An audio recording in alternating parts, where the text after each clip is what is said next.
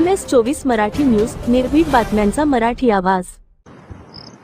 शक्तीपीठ महामार्ग होऊ नये म्हणून गेली 2 वर्षे 13 जिल्ह्यातले शेतकरी सातत्यानं संघर्ष करत आहेत।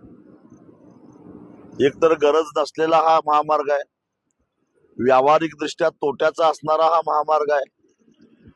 या महामार्गाला समांतर दुसरा राष्ट्रीय महामार्ग आहे, तरी सुद्धा केवळ या महामार्गाच्या बांधणीतून 50-60 हजार कोटी रुपये पैसे काढता यावेत या उद्देशानंच सरकार जबरदस्तीनं शेतकऱ्यांचा विरोध असताना हा महामार्ग रेटू पाहतंय।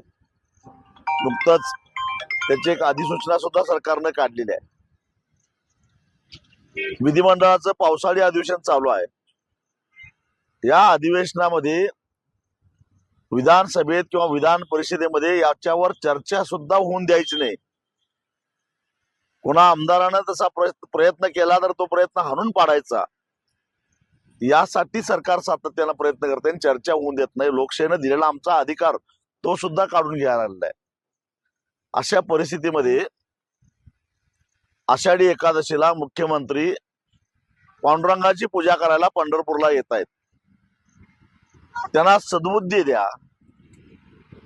महाराष्ट्राचं वाटोळं करायचं, महाराष्ट्रातल्या शेतकऱ्याचं वाटोळं करायचं, सांगली, कोल्हापूर आणि सातारा जिल्ह्याला महापुरामध्ये लुटून द्यायचं, जी दुर्बुद्धी सुचलेली आहे ती दुर्बुद्धी दूर होऊन दे, त्यांना सुबुद्धी सुचावी म्हणून 18 जुलैला या 13 जिल्ह्यातल्या समन्वय समितीच्या माध्यमातून, शक्तीपीठ विरोधी समन्वय समितीच्या माध्यमातून वाखरी ते पंढरपूर अशी एक सद्बुद्धी दिंडी आम्ही काढलेली आहे आणि 18 तारखेला सकाळी 11 वाजता या ठिकाणी वाखरीला जमून ही दिंडी पंढरपूरच्या दिशेला जाणार आहे।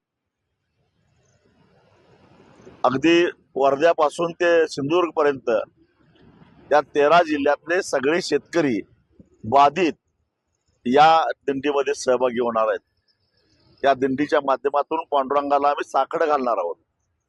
गेल्या वर्षी आषाढी एकादशीला आम्ही साकडं घातलं, काही प्रमाणामध्ये सरकारला माघार घ्यावी लागली।